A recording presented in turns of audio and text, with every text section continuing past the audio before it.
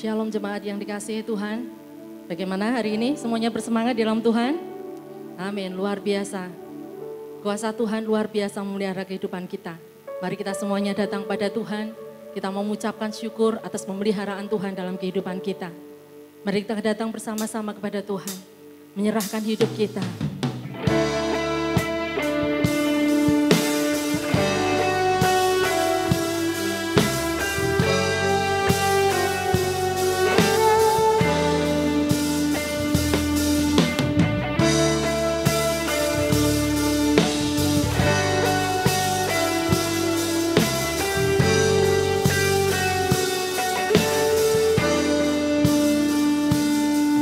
Bapa, ku datang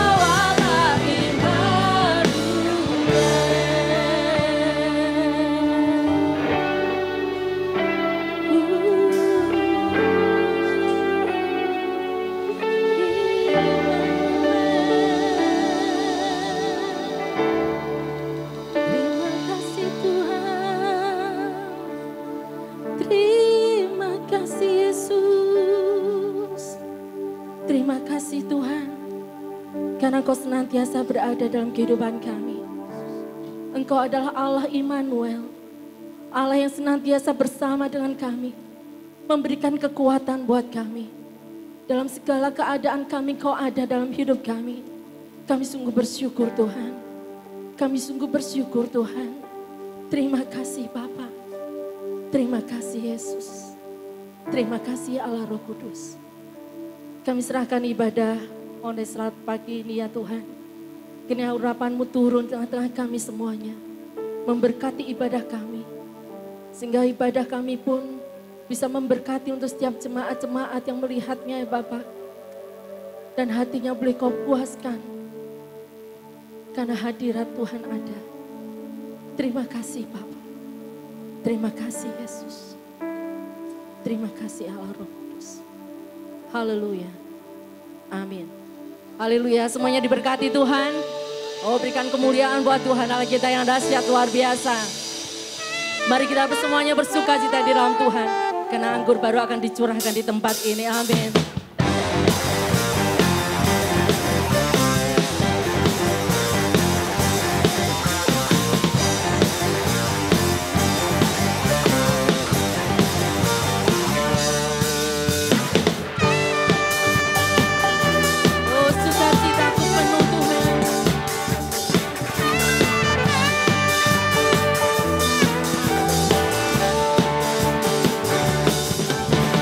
Sukacita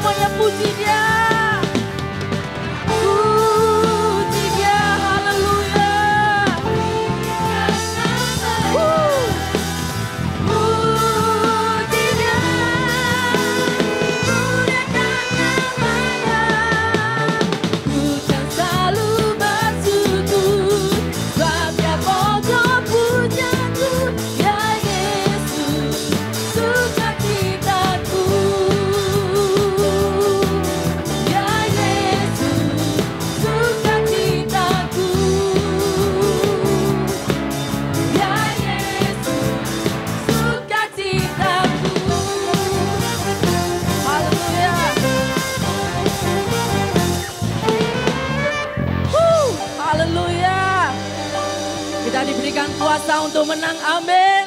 Kita semuanya adalah orang-orang pemenang di tempat ini, amin.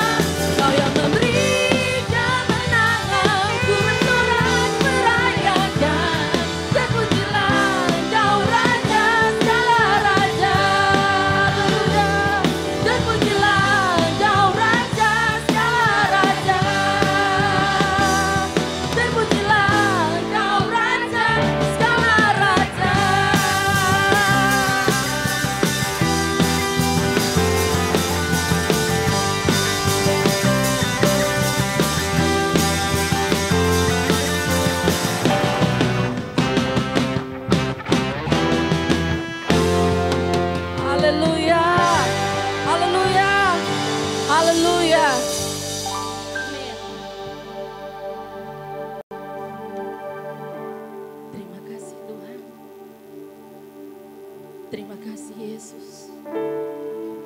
Kalau kami boleh menaikkan setelah pujian kami Tuhan, sebagai ucapan syukur padamu Tuhan. Kami tahu Engkaulah nafas kehidupan kami. Di hadapan kami tenang Tuhan.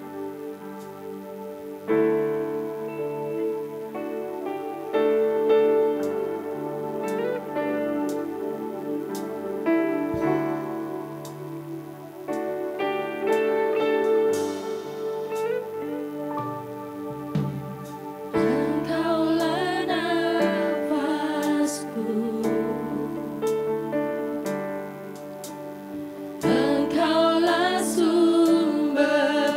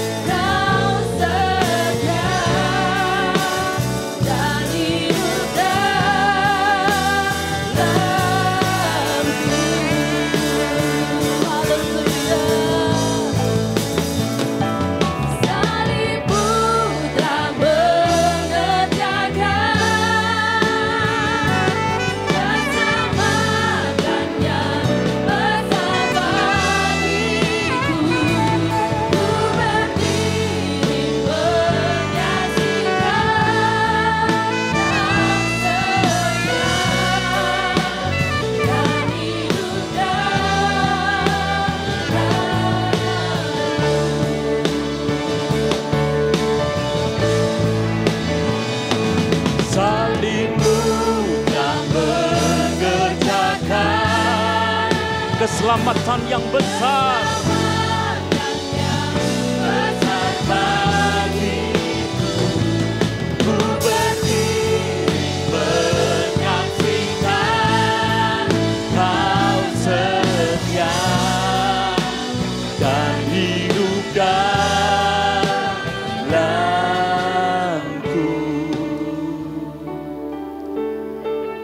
Salib Tuhan mengingatkan betapa Tuhan setia dengan hidup kami.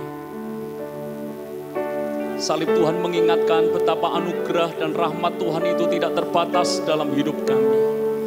Dan kami bersyukur penyertaan Tuhan tidak ada henti-hentinya dalam hidup kami hingga detik hari ini Tuhan.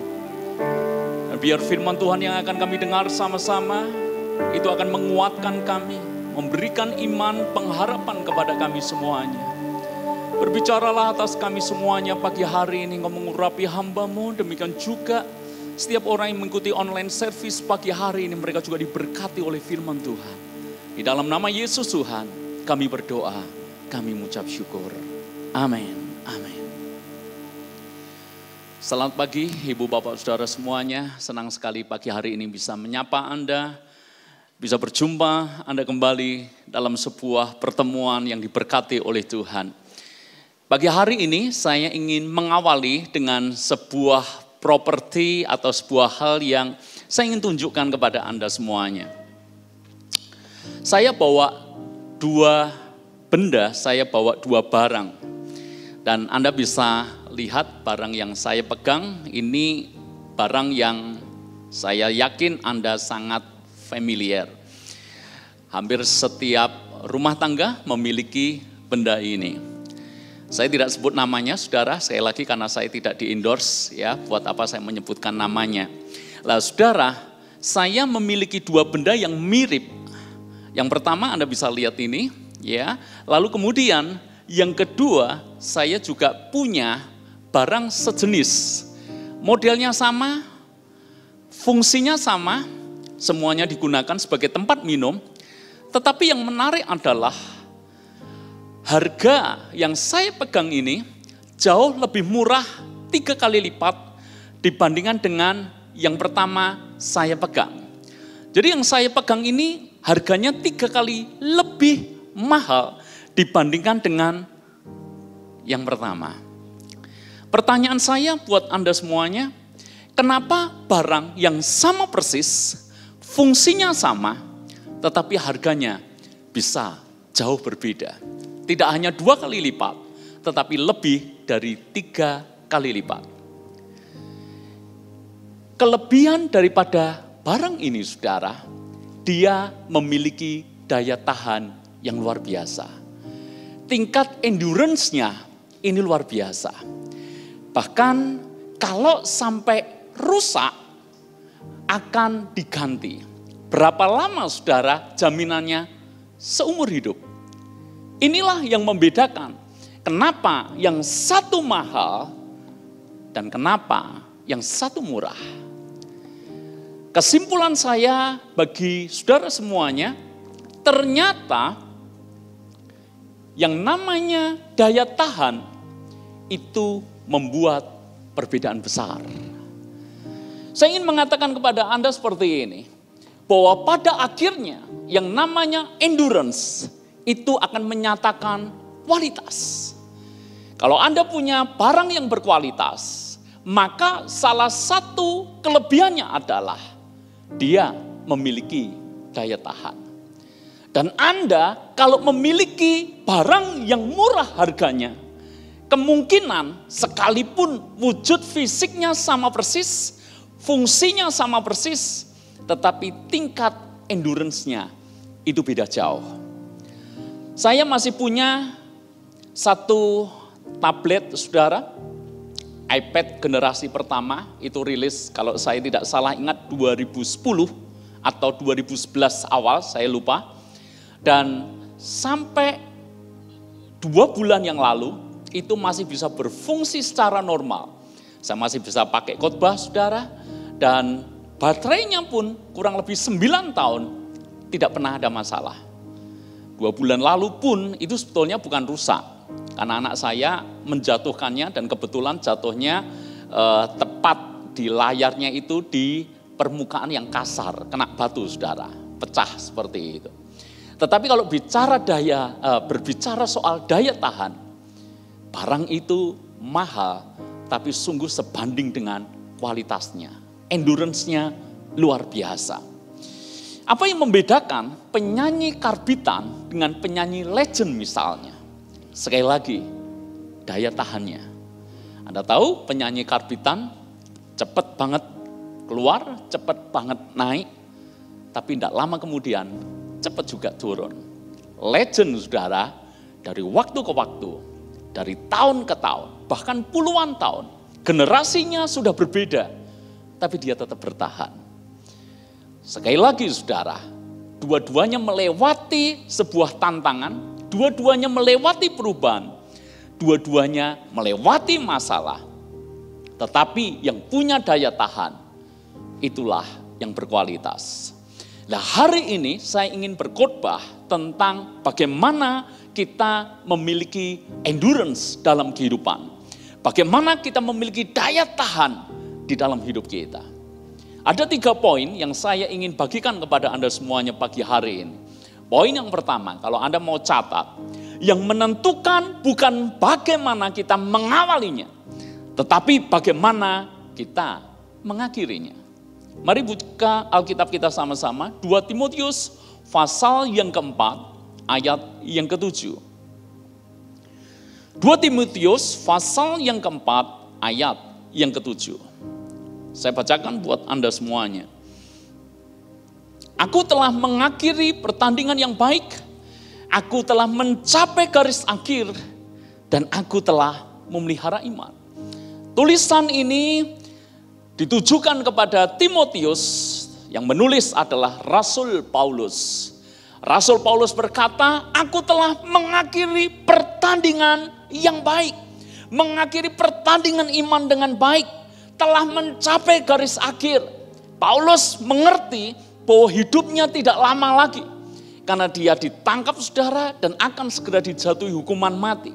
Dia tahu hidupnya tidak lama lagi, tapi dia menulis surat menguatkan kepada anak rohaninya yang namanya Timotius. Aku telah mengakhiri pertandingan dengan baik. Dengan kata lain, Paulus mau anak rohaninya dan seluruh umat percaya mengakhiri pertandingan dengan baik. Kenapa? Yang menentukan bukan bagaimana kita mengawalinya, yang menentukan bagaimana Anda mengakhirinya. Di dalam Alkitab ada begitu banyak tokoh yang mengawali dengan sesuatu yang sangat baik, saudara. Minggu kemarin saya mengajak kita belajar tentang tokoh yang namanya Saul. Saya berkata kepada Anda, Saul ini adalah orang yang mengawali dengan sangat baik. Bahkan saya bisa mengatakan bahwa Saul mengawali dengan sempurna, saudara. Nilainya 10. Kenapa, saudara? Ada beberapa fakta saya sampaikan kepada Anda. Yang pertama seperti ini. Tuhan berencana mengokohkan kerajaan Saul untuk selama-lamanya. Jadi kalau Tuhan sendiri berjanji akan mengokohkan untuk selamanya, maka tidak ada manusia yang bisa menurunkannya. Kondisi yang sangat ideal. Yang kedua, Saul dipilih oleh Tuhan sendiri. Saya tidak sebutkan ayat-ayatnya, tapi kalau Anda baca, Anda akan mengerti bahwa Saul itu yang memilih Tuhan sendiri. Yang ketiga, Saul ini diurapi Tuhan. Dan dengan pengurapan itu Alkitab menulis roh Tuhan berkuasa atas Saul. Dan dia menjadi sangat berani, jangan lupa loh. Saul ini sangat berani. Awal-awal dia memimpin, dia sangat berani. Beda jauh ketika di akhir hidupnya. Dia sedikit-sedikit takut, sedikit-sedikit cemas, sedikit-sedikit tawar hati. Tetapi awalnya dia sangat berani, dia sangat berhikmat. Dan pengurapan Allah kuat atas hidupnya. Lalu kemudian Saul juga disukai oleh rakyat. Rakyat sangat mencintai Saul. Dan kemudian dia memiliki penampilan fisik yang sempurna, yang meyakinkan. Alkitab memberikan gambaran seperti apa Saul itu. Ketika dia berjalan di antara banyak orang, dia sebahu lebih tinggi dibandingkan dengan orang kebanyakan. Jadi kalau saya memberikan deskripsi tentang Saul, ini raja yang sangat sempurna. Perawakannya dapat saudara, kemampuannya dapat, dipilih Tuhan sendiri, dicintai oleh rakyat, ditentukan Tuhan, kerajaannya kokoh untuk selamanya. Tapi sayangnya dia mengawali dengan baik, tapi dia mengakhiri dengan sangat buruk. Saudara-saudara, kenapa dia tidak bisa mengakhiri dengan baik? Karena dia tidak punya endurance. Dia tidak punya daya tahan yang kuat. Di tengah perjalanan daya tahannya menurun. Apalagi di akhir hidupnya, dia tidak konsisten dengan imannya kepada Tuhan. Saudara, menurut saya orang yang paling tragis dalam hidup adalah mereka yang mengawali dengan baik, tapi mengakhiri dengan sangat buruk. Kalau dalam rohani, orang yang paling tragis adalah ketika kita mengawali dengan roh, tetapi kita mengakhiri dengan daging. Paulus adalah rasul yang tidak kenal rasa takut. Dia tidak takut di penjara, dia tidak takut didera, dia tidak takut disiksa, dia tidak takut mengalami aniaya apapun. Tapi kalau Anda teliti baik-baik dalam firman, Anda mengerti ada satu ketakutan Paulus yang dia tuliskan itu. Ketakutannya apa? Dia berkata seperti ini, jangan sampai setelah aku memberitakan Injil kepada semua orang, tetapi aku sendiri akhirnya ditolak. Dengan kata lain Paulus berkata, yang aku takutkan adalah aku mengawali dengan baik, tapi aku mengakhiri dengan sangat buruk. Saudara-saudara yang dikasihi oleh Tuhan, hari-hari ini ujian sedang datang dalam hidup kita.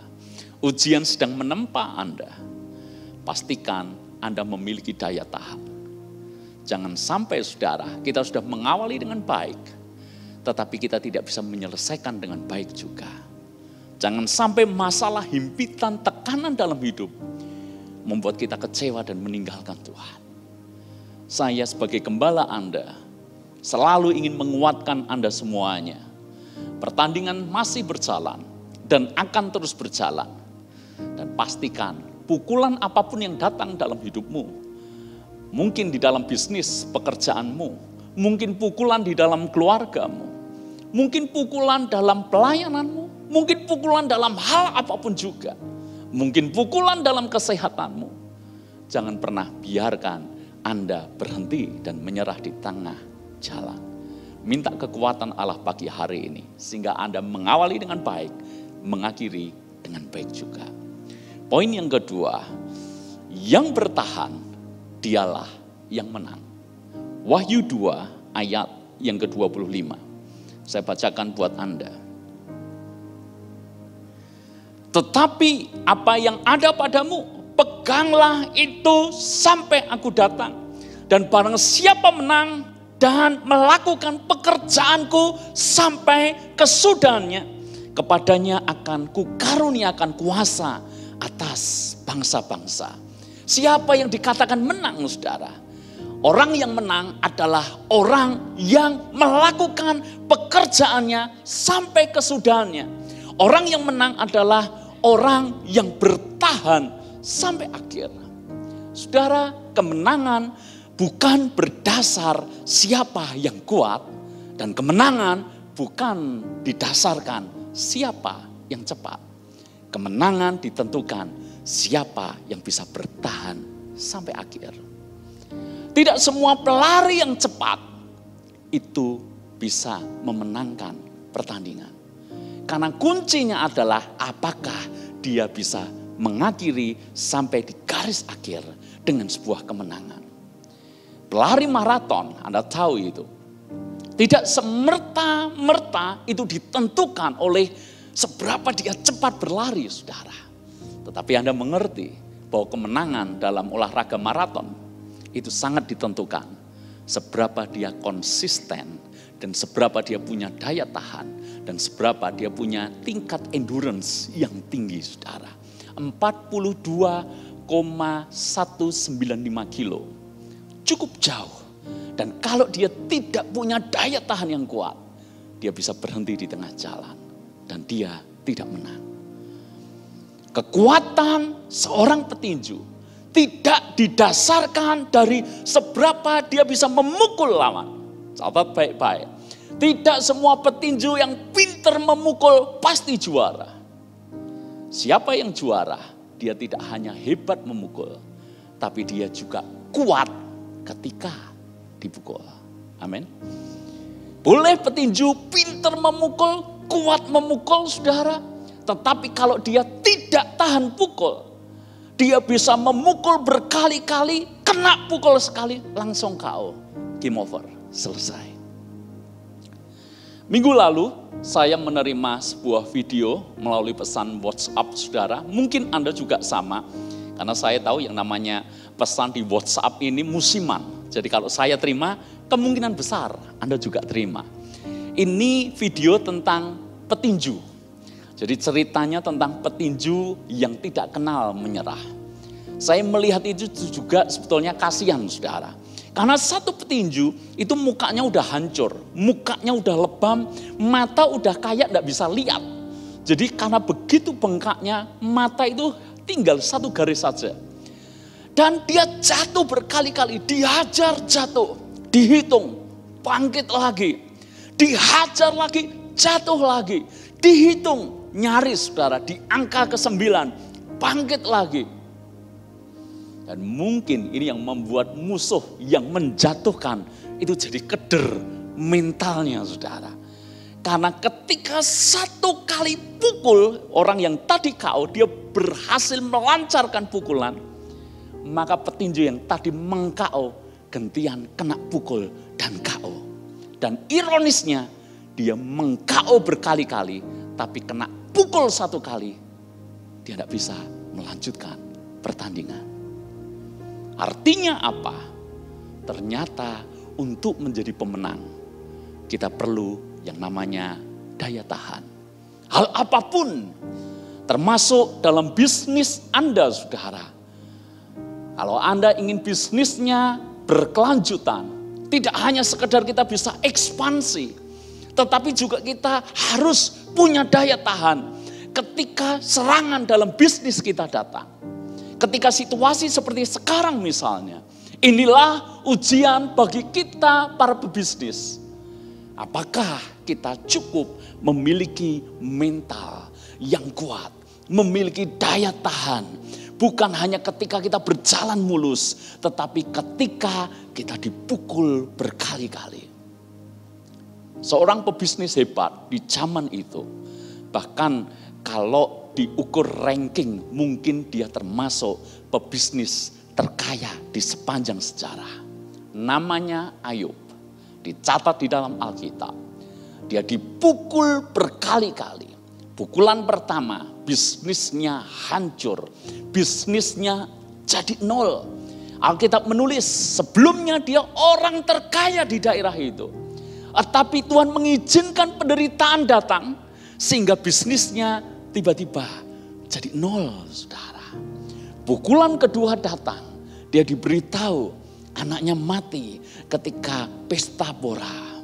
Pukulan ketiga datang, dia sendiri kena penyakit yang mengerikan. Yang ketika sahabatnya melihat penyakit yang diderita Ayub, mereka tidak tahan melihatnya. Pukulan yang keempat, istrinya berkata kepada Ayub, kenapa engkau masih bertahan dengan Allahmu? Tinggalkan Allahmu, kutuki saja Allahmu. Engkau menyembah Allah, tetapi dia mengizinkan berbagai macam penderitaan datang dalam hidupmu. Pukulan kelima, saudara-saudaranya, sahabat-sahabatnya datang mengunjungi Ayub. Bukannya memberikan kekuatan, sahabat-sahabatnya menghakimi Ayub. Kamu tentu buat dosa, makanya Tuhan menghukum kamu sedemikian rupa. Pukulan bertubi-tubi datang dalam hidup Ayub. Tetapi pasal pertama ayat yang ke-22 berkata, Tuhan yang memberi, Tuhan yang mengambil. Terpujilah nama Tuhan. Dan firman Tuhan berkata, dalam kesemuanya itu Ayub tidak berbuat dosa dengan perkataannya. Saya berkata kepada Anda, yang bertahan, yang menang. Kalau Anda ingin menang, pastikan Anda punya daya tahan. Anda dihajar kayak apapun, Anda bangkit. bahkan kalau perlu Anda ikuti pepatah Jepang itu. Jatuh 7 kali, tapi bangkitlah 8 kali. Artinya tidak ada kondisi apapun yang membuat kita berhenti di tengah jalan. Amin. Tidak ada kondisi apapun yang membuat kita menyerah. Tidak ada kondisi apapun yang membuat kita berhenti dan kita keluar dari lintasan. Bertahan terus. Percayalah, Anda tidak sendiri. Tuhan menyertai Anda. Tuhan memberikan kekuatan kepada Anda. Tuhan memberikan kesanggupan kepada Anda. Memiliki perspektif yang positif. Kalau Dia izinkan pergumulan datang dalam hidupmu, Tuhan yang sama akan memberikan kekuatan agar engkau cakap menanggungnya bersama dengan Tuhan. Engkau bisa melewati masa-masa ini dengan penuh kemenangan di dalam Tuhan. Sebagai gembala saya merindukan tidak ada satupun jemaat yang gugur imannya di tengah jalan. Tetapi saya justru melihat kesempatan seperti ini, jemaat bangkit, jemaat bangun, dan jemaat punya perspektif bahwa ini kesempatan untuk dilipat kali gandakan oleh Tuhan. Segala potensinya, segala kreativitasnya.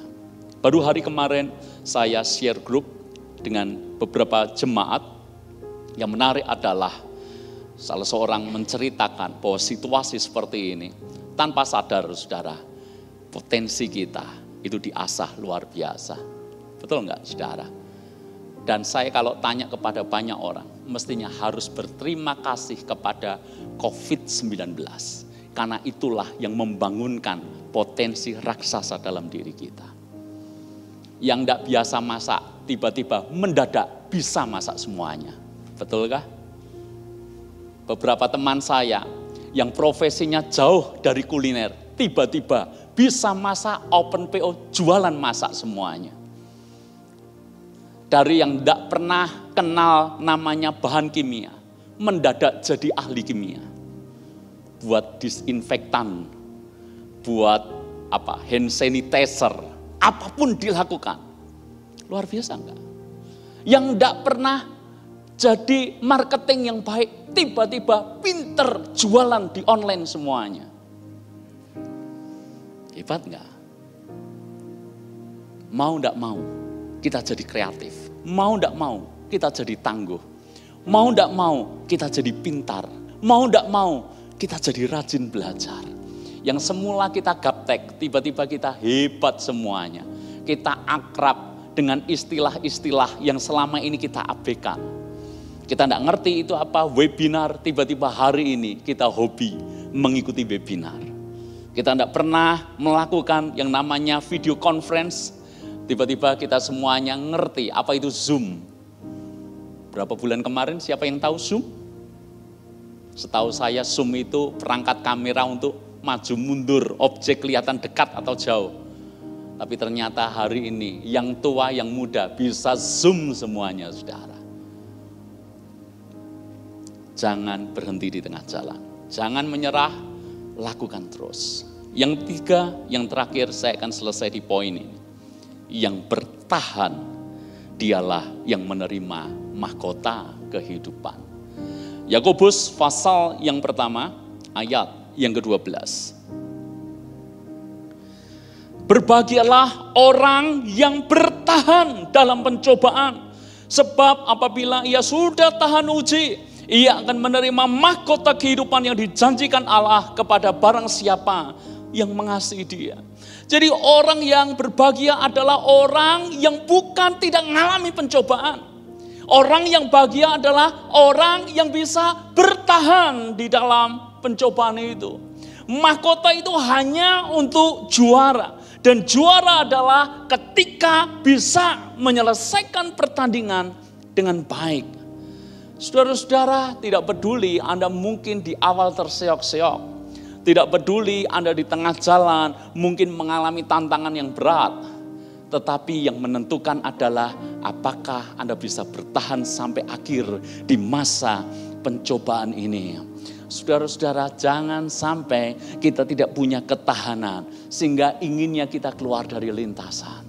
Siapa di antara Anda yang hari-hari ini mungkin berkata, Pak, saya udah gak kuat. Pak, saya sudah tidak sanggup. Pak, kelihatannya ini tidak mungkin bisa. Saya tidak mungkin berhasil. Saya ingin menyerah. Hari ini firman Tuhan ingin memberikan kekuatan kepada Anda semuanya. Jangan pernah berhenti. Karena Tuhan tidak pernah meninggalkan kita. Apa yang sudah Anda mulai, jangan Anda sia-siakan dengan Anda menggugurkannya di tengah jalan. Saudara, kita tidak pernah tahu. Selangkah lagi, kita sudah ketemu yang namanya mujizat dan pertolongan Tuhan. Bayangkan betapa menyesalnya kita. Seandainya tinggal selangkah lagi kita lanjutkan, kita ketemu itu mujizat.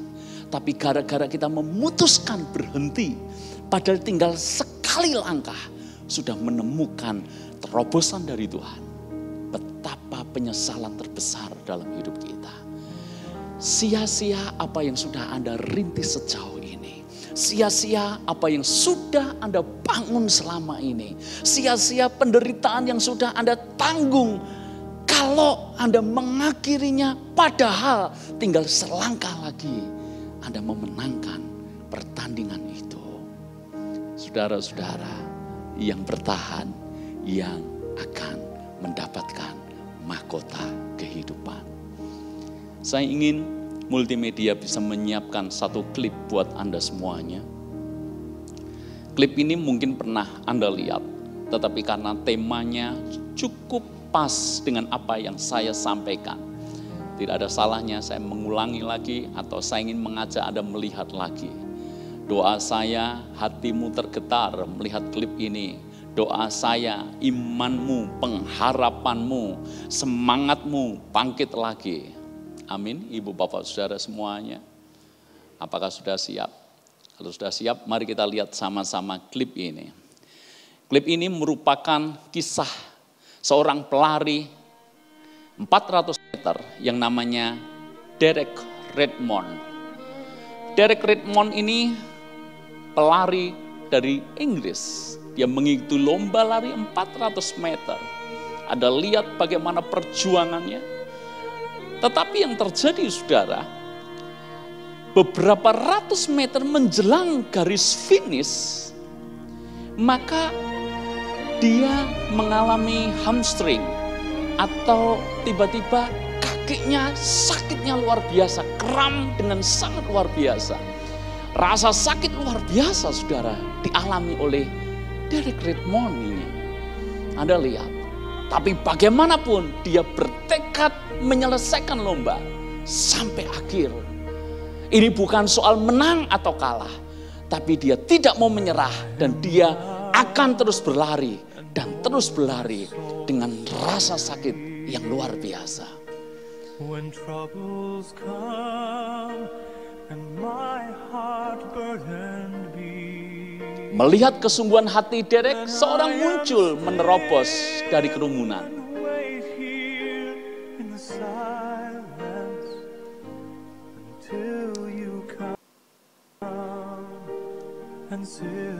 Ayo nak, kamu bisa. Kamu pasti bisa. Ternyata orang ini adalah ayah dari Derek, saudara. Saya akan mendukungmu hingga garis finish. Garis finish sudah di depan mata, tinggal sedikit lagi.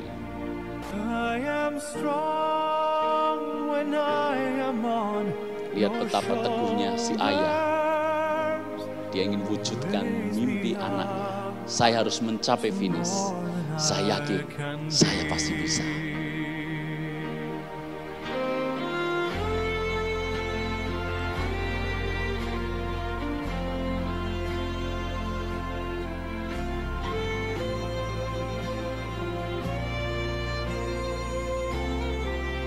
Yakinkan dirimu bahwa kamu bisa. Lawan rasa sakitmu dan fokus pada tujuan. Ayo nak, kamu pasti bisa.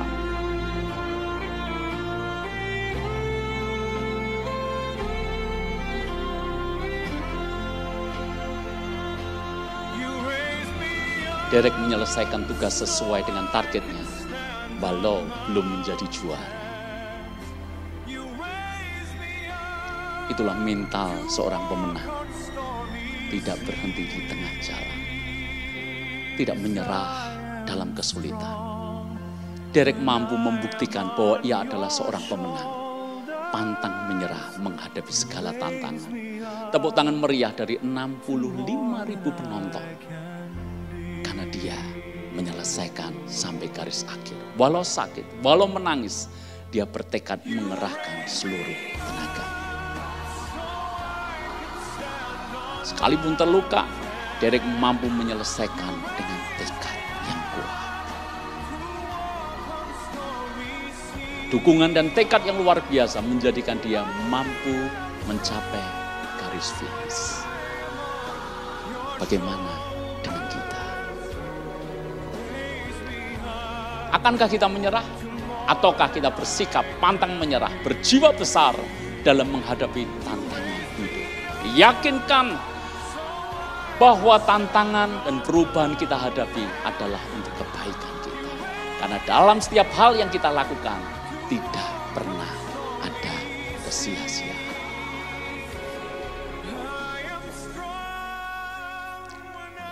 Saudara-saudara, kalau ada di antara Anda yang mungkin hari-hari ini merasa capek, putus asa, Anda lelah. Hari ini saya ingin mengingat baik-baik, seperti yang Alkitab gambarkan, bahwa kita ini seperti berada dalam lintasan perlombaan iman. Kita sedang berlari, saudara. Tidak peduli mungkin kita bukan orang nomor 1 yang ada di paling depan. Tapi pastikan kita semuanya bisa menyelesaikan pertandingan iman kita. Saya tahu di tengah jalan mungkin Anda mengalami rasa sakit yang luar biasa. Saya tahu di tengah jalan Anda mengalami himpitan dan tekanan yang membuat Anda seolah-olah ingin menyerah. Tapi hari ini pandang Tuhan. Tahukah Anda, tanpa kita bisa lihat dengan mata jasmani kita, sesungguhnya di alam roh, malaikat sedang bersorak-sorak memberikan semangat dan pengharapan kepada kita. Anda bayangkan dalam perjalanan imanmu, tahukah Anda di kanan kiri Anda, malaikat di sorga, Tuhan berdiri dan Tuhan memberikan kekuatan kepadamu. Dia Bapamu, dia mengizinkan pencobaan itu datang. Dia Bapamu, dia mengizinkan penderitaan itu terjadi. Dia Bapamu, dia mengizinkan kesulitan itu engkau harus hadapi. Tapi Bapamu, dia akan memegang pundakmu dan berkata, ayo nak, lanjutkan sampai selesai. Jangan berhenti, jangan menyerah. Tinggal sedikit lagi, tinggal selangkah lagi. Dan ketika kita mau bertahan sampai akhir, buktikanlah dia Bapa yang hidup di dalam hidupmu. Engkau akan melihat bahwa perjuangan imanmu tidak pernah sia-sia. Saudara-saudara, saya ingin mengakhiri dengan sebuah pesan singkat kepada Anda semuanya. Yang letih lesu, yang berbeban berat, datang pada Kristus. Dia tidak hanya sekedar memberikan kelegaan kepadamu, tapi dia memberikan kesanggupan kepadamu. Nanti-nantikanlah Tuhan. Sebab orang yang menanti-nantikan Tuhan akan mendapat kekuatan yang baru. Ya seumpama orang yang berjalan tanpa pernah menjadi lesu dan berlari tanpa menjadi lelah. Mari kita akhiri pertandingan ini dengan kemenangan bersama dengan Tuhan. Haleluya, haleluya. Terima kasih Tuhan, terima kasih.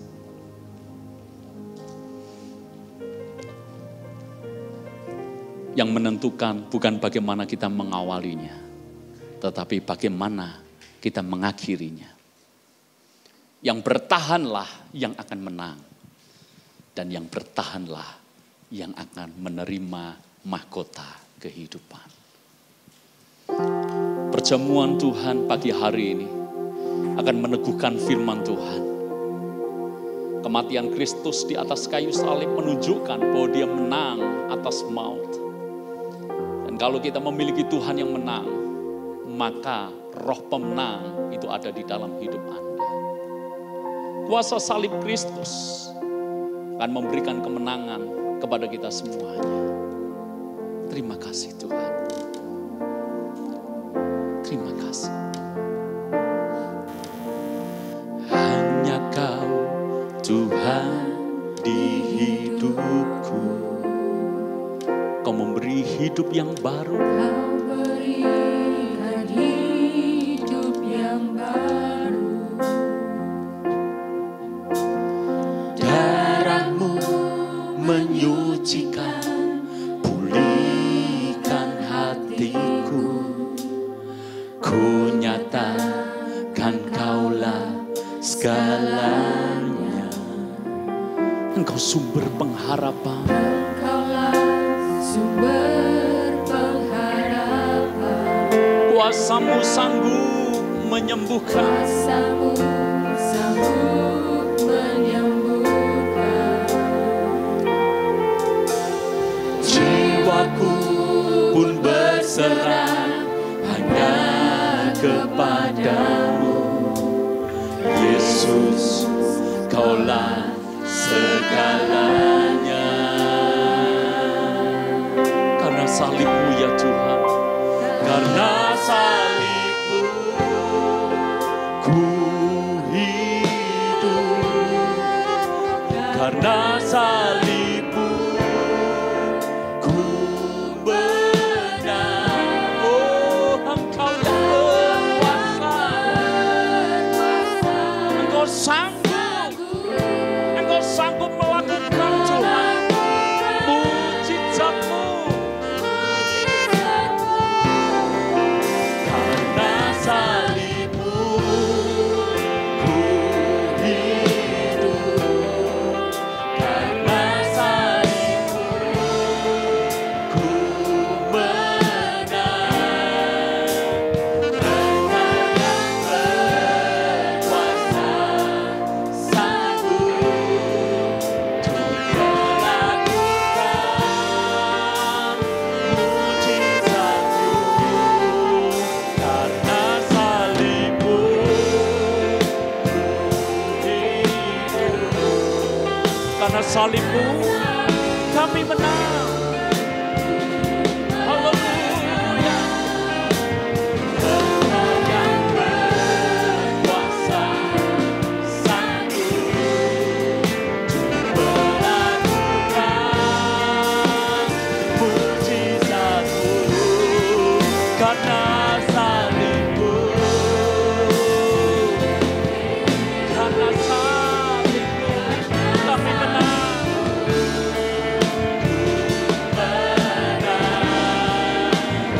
Engkau yang berkuasa sanggup untuk melakukan mujizat-Mu. Untuk melakukan mujizat-Mu. Untuk melakukan mujizat-Mu di hidupku. Engkau yang sanggup melakukan mujizat dalam hidup kami Tuhan. Engkau yang memberikan kekuatan, Engkau yang memberikan keberanian, dan Engkau yang memberikan ketabahan agar kami memiliki daya tahan seorang pemenang, daya tahan seorang pejuang yang mengakhiri pertandingan dengan baik. Kami sudah mengawali dengan roh, kami tidak mau mengakhiri dengan daging. Kami sudah mengawali dengan yang baik, kami pun mau mengakhiri dengan baik. Justru di saat seperti ini, kami semuanya akan bangkit menjadi pemenang-pemenang kehidupan. Mari jemaat, siapkan hatimu untuk menerima perjamuan Tuhan. Mari ambillah roti dan siapkan anggur di tangan saudara. Roti yang ada di tangan Anda hendaknya diangkat tinggi-tinggi, sebab kita mau menghormati perjamuan Tuhan. Dan sebelumnya saya ingin berdoa supaya perjamuan Tuhan ini mendatangkan berkat bagi kita semuanya. Kami berdoa Tuhan untuk perjamuan Tuhan yang akan kami terima. Bukan lagi sekedar perjamuan biasa, sebab kami akan melakukannya dengan sikap hormat, dengan kesungguhan hati, mengenang korban Tuhan Yesus di atas kayu salib untuk menyelamatkan kami, menebus dari segala dosa-dosa kami. Sebab itu kami berdoa ya Tuhan, ya perjamuan Tuhan yang diikuti dengan kesungguhan hati akan mendatangkan berkat, akan mendatangkan mujizat seperti janji firman-Mu. Kami berdoa Tuhan, roti dan anggur ini bukan lagi menjadi roti dan anggur biasa, tetapi di dalamnya sudah ada kuasa Tuhan di dalamnya. Kami akan menikmati perjamuan Tuhan di dalam nama Yesus. Mari jemaat, angkat rotimu tinggi-tinggi di atas kepalamu dan dengarkan firman Tuhan ini.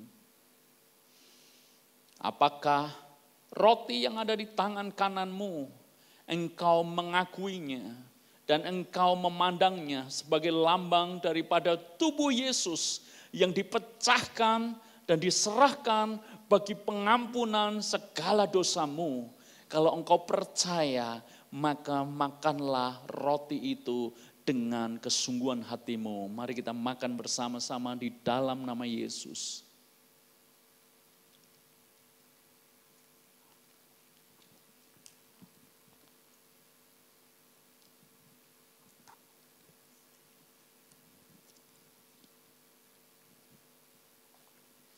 Sekarang saudara, angkatlah tinggi-tinggi cawan yang ada di tangan kanan Anda. Dan sekarang dengarkan baik-baik. Bukankah cawan ini merupakan lambang daripada darah Yesus yang dicurahkan untuk segala pengampunan dosamu. Ketika dia di atas kayu salib, darahnya tercurah. Dan firman Tuhan berkata, tanpa penumpahan darah tidak ada pengampunan. Tapi Kristus mau mencurahkan darahnya supaya kita diampuni. Kita harusnya terkutuk. Tapi darah Yesus membuat kita diberkati. Kita yang harusnya tidak dikasihani, tapi darah Yesus membuat kita beroleh belas kasihan. Mari kita minum anggur ini dengan penuh rasa syukur kepada Tuhan. Di dalam nama Yesus.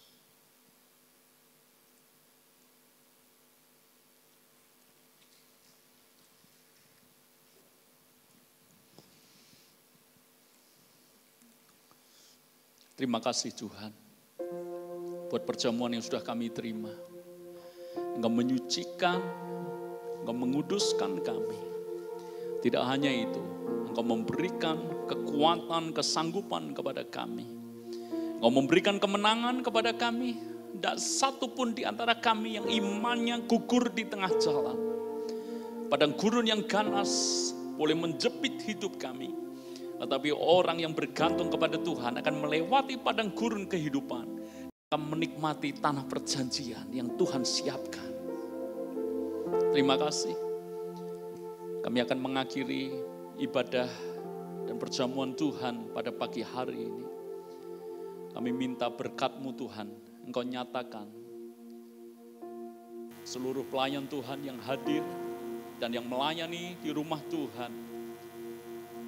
Biarlah pengurapan Tuhan akan turun atasmu.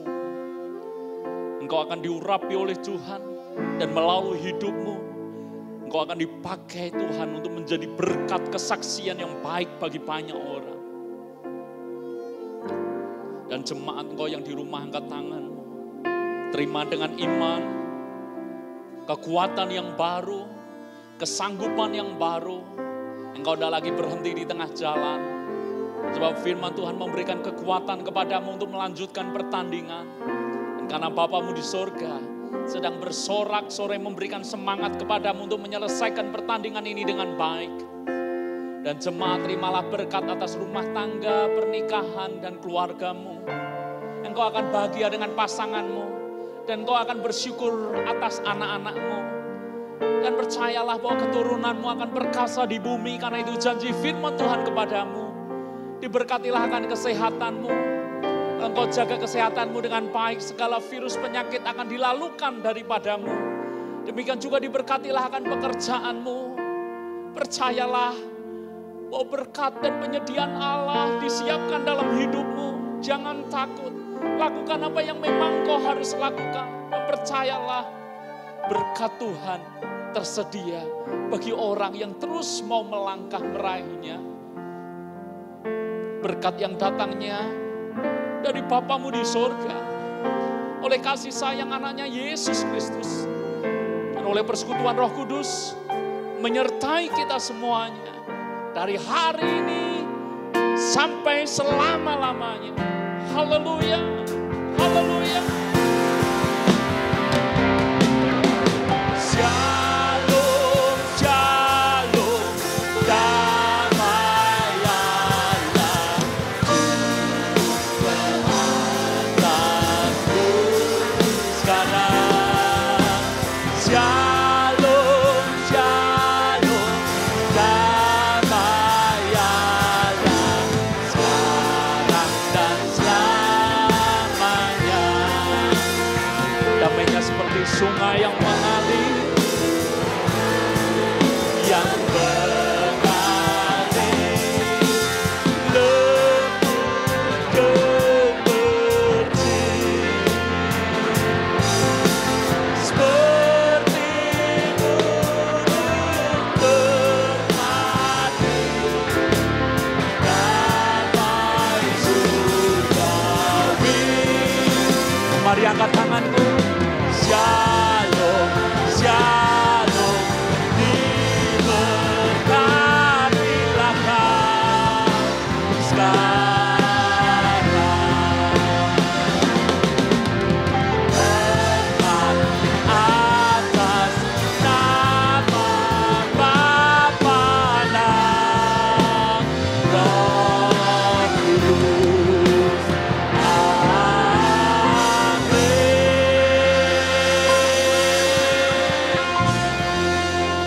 Selamat hari Minggu, Tuhan memberkati kita semuanya.